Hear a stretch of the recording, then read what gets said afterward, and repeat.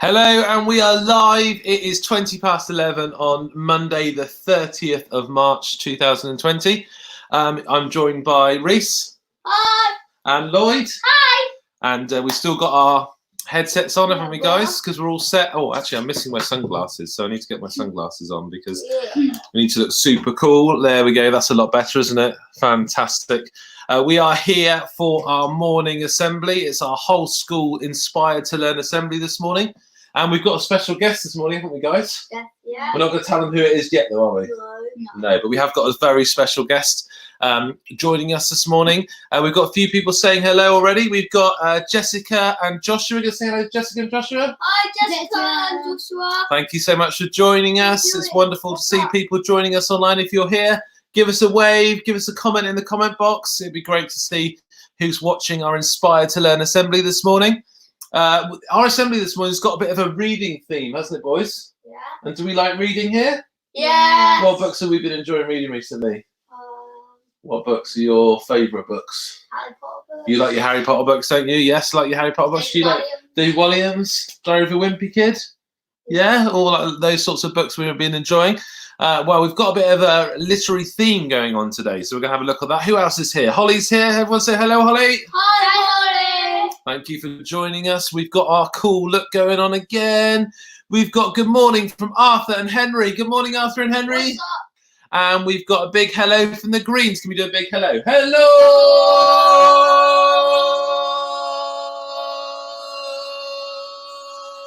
Fantastic. Good morning to Georgia. Hello, Georgia.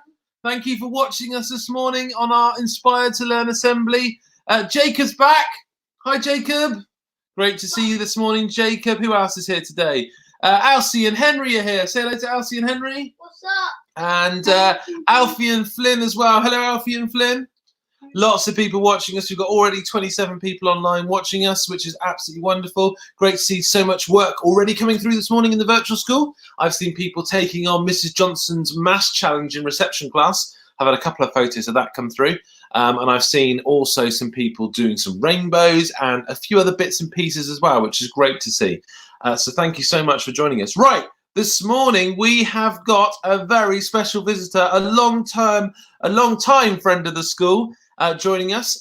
It's children's author, Jane Herdis. Hello, Jane. Hello, hello. Hello, everybody at the Prince of Wales. How are you? I'm good. I'm keeping busy, and I'm really pleased. So thank you so much for asking me to be here, Gary. How exciting is this? Fantastic. It's a very exciting place to be on a Monday morning. I'm going to hand over to you, Jane, because I think you've got some exciting things to share with us this morning. I hope so. Thank you, Gary. Thank you. And hello, everybody at the Prince of Wales, children and parents. I hope you children are keeping busy and safe and happy.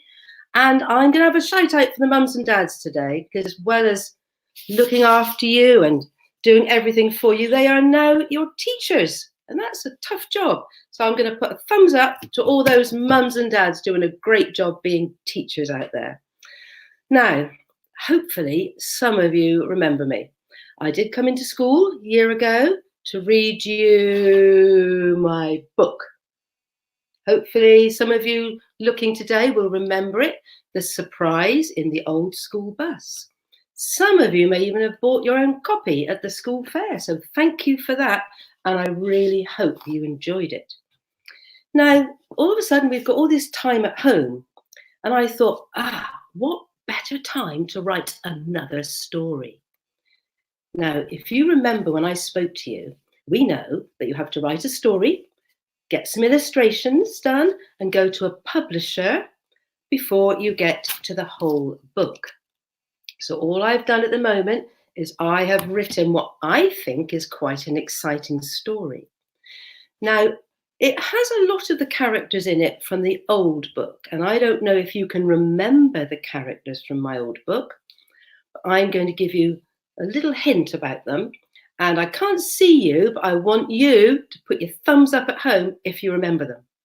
So in this book, we had Flip Flap the chicken, all feathers and fuss. We had Gertrude the cow with the so soft moo. We had Billy the bull with the wide-eyed stare. And we had Prudence, the cat with the lazy purr. And I'm going to give it away now, because if you remember, the actual surprise in the bus was that she'd had 3 kittens hiding under her fur. Now, I've got a new character in my new story, which I'm going to read to you in a moment. And she is Giddy the goat, with her head in a spin. Now, if you've heard people saying, she's got her head in a spin, it means somebody who's panicking and worrying about everything and all of a spin. Not a nice, calm person. It's better to be calm, especially right now. But Giddy, poor thing, she always has her head in a spin. Now, I'm going to read it to you now. I want you to listen carefully, because I'm going to ask you to do something afterwards. My new story is called Giddy Has a Fright. Here we go. One day on the farm in the bright sunlight, Giddy the goat had a terrible fright.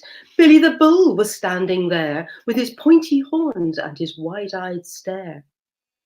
Giddy the goat, with her head in a spin, tried to go back the way she came in, but the gate had shut. She couldn't get out, so she froze on the spot, too scared to shout. Billy the bull, with his wide-eyed stare, said, "Giddy, what are you doing there? Do you want to play? Oh, please, please stay. I didn't mean to give you a scare." Giddy the goat, with her head in a spin, said, "I didn't mean to come right in, but the gate was ajar and I came too far. Now I want to run back again." Just then, Gertrude came into view. Gertrude the cow, with the so soft moo. "Billy, what have you done to Giddy? She's all of a dither and a milly-molly-middy. Whatever shall we do?" Then Billy the bull just burst into tears, and his so pointy horns drooped down to his ears. "I'm not scary at all," he started to say. "I just thought, at last, she has come to play. But it seems she is full of fears." "Giddy, oh Giddy, what shall we do with you?" said Gertrude the cow, with the so soft moo. "Billy's not scary, he's just a bit starey. You could be friends, you two." So Giddy the goat, with her head in a spin, looked straight at Billy and gave him a grin. "I thought you were scary, but I see you're just starey. Now I'm so glad I came in." Now Giddy and Billy are there every day, running and chasing and always at play. And who would have thought that a bull and a goat would be such good friends in this way? That's the end of my story. Now, I really hope you've enjoyed that. Now, I'm going to ask you to do something if you'd like to. I would love your comments on my story. And I'd also love any suggestions you may have to make it better, or something you thought was wrong. Because come on, you know when you do your writing at school, what's the first thing you've got to do? Go through, have a look, correct the mistakes, make it better and better and better until you get to a point you think, I'm happy with that. So I'm asking the Prince of Wales children to help me. So before I get it published, if you've got any comments on that story, and if you like, I can ask Mr Spracklen to put the story online for you so that you can have a good look and think, not sure about that bit, or I liked that bit. The next thing I just wanted to ask you, just before... Great idea, Jane. We can send that out via email. I can make sure that gets to everyone. Yeah. Thank you so much. Can I just have a little ask as well about the illustrations? Now, my grandchildren did some illustrations in the first book, and they've started to think about what Giddy might look like. So I don't know if you can see this well. My grandson, William, thinks she might have a big thing whirring round her head to make her look giddy. And my granddaughter, Eve, thinks that her eyes might be going round and round and round like that, which is a nice idea as well. And she also thinks she might have her neck round so that her head can actually spin. So they've started to have ideas. So as well as comments, if you'd like to do some pictures of what you think Giddy might look like, one last one. I actually did this painting because I thought she might just be all over the place. And there's Billy the Bull crying. And there's Flip Flap. So I would love to have your suggestions, your comments, your questions, and your contribution. Thank you for listening. And I so hope that when all this is over, that Mr Spracklen might kindly invite me back into school next year, or hopefully before, to share my new book with you. Thank you so much. We will definitely do that, Jane. Thank you very much. Big round of applause for everyone here. Thank you. We've got a few questions that are going to pop up on the screen. I'm not sure if you can see those. Okay, I can see. Holly. Holly, I'll let you answer those. Right, okay. Where do I get my ideas from? Well, Holly, I got my ideas for the first book because I grew up on a farm. I used to live on a farm. So we had a bull called Billy and chicken and cows. And so I love to write about farm animals because I kind of think I understand how they feel. So I've got my ideas from my past. Jasper, how many books have you written? Well, Jasper, only one. Only one. We've all got to start somewhere. But now I've actually written another one, and my second one. That's all. So thank you for that question. Oh, Gemma, thank you so much for saying that. And I'm so happy that you enjoyed that story. Thank you, Gemma.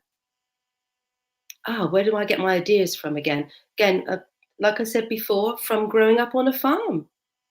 And also, one more thing. I was a teacher for 20-something years and a head teacher in an infant and nursery school.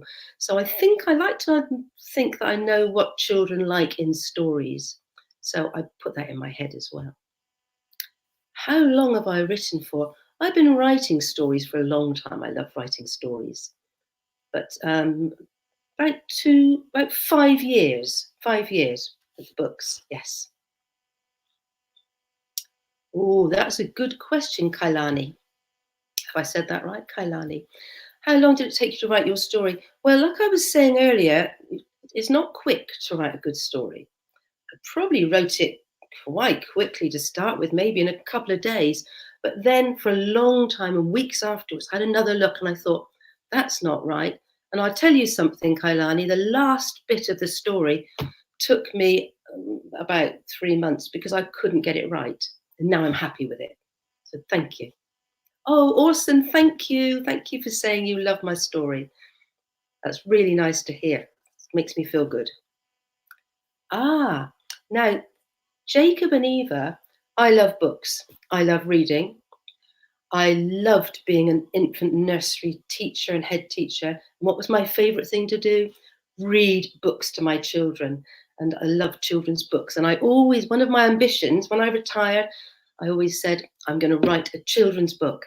And I've done it. How great to achieve an ambition like that. I feel very proud. I just love books and children. So I'll put the two together.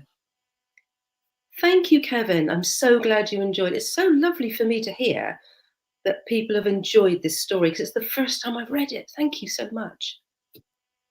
Thank you, Holly. Thank you so much. Glad you enjoyed it. We've got a few people that have asked similar questions. I'll just pop them up so that they know their questions have been seen. So Lily writes, how many stories have you written? And you've shared that answer that you've shared that with my second. And Georgia asked, how long have you been writing for? Which I think I've been writing years and years and years, but actual books, 5 years. And this is a good question from Sophie. How long have you been into books? I might be giving away my age here if I tell you that probably since I was 1. So a lot of years. Just 20 years. 20 years. I've been into books. And there's a special fact that's interesting for the Prince of Wales community about one of your former pupils, isn't there, Joan? Okay, remind me. You might be looking at him. Oh God, yes, sorry. Well, I think some of you might know already, but I had a very interesting little boy in my nursery class, a 4-year-old little boy called Gary Spracklen. So I've known Gary a long time. And how interesting to be doing this now with Gary. So yes, I taught Gary when he was 4. And he didn't turn out too badly, did he? Do I have a favourite book? I have lots of favourite books as an adult, but children's books, I used to love Dogger. Do you know that story, Dogger? Mr Gumpy. These might be books that aren't about now. And I love everything that Julia Donaldson has written. In fact, she inspired me to write in verse. So Julia Donaldson is my favourite author because I know that children like verse because it's kind of sing-songy, isn't it? And it flows well. Thank you for that question, Grace.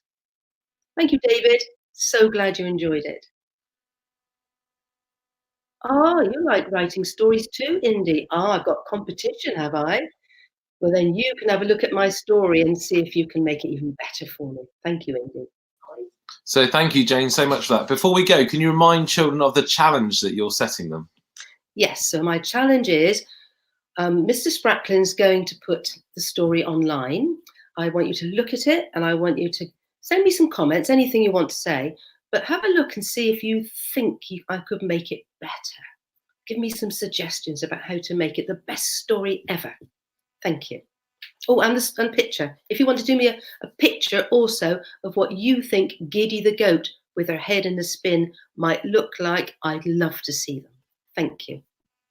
Thank you so much, Jane. It's been a wonderful assembly.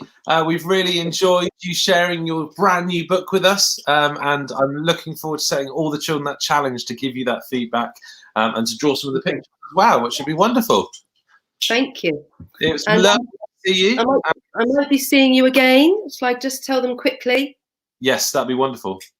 In January, I went to Kenya as a volunteer into schools, and I went visiting children's schools in Kenya. And if Mrs Spracklen lets me, I'm going to come back another day and share with you some of the wonderful pictures and stories from Kenya. So hopefully I'll see you again then. We look forward to it, Jane. Thank you very much, and we'll see you again very soon. Bye-bye now, everyone. Thank you, everybody. Bye.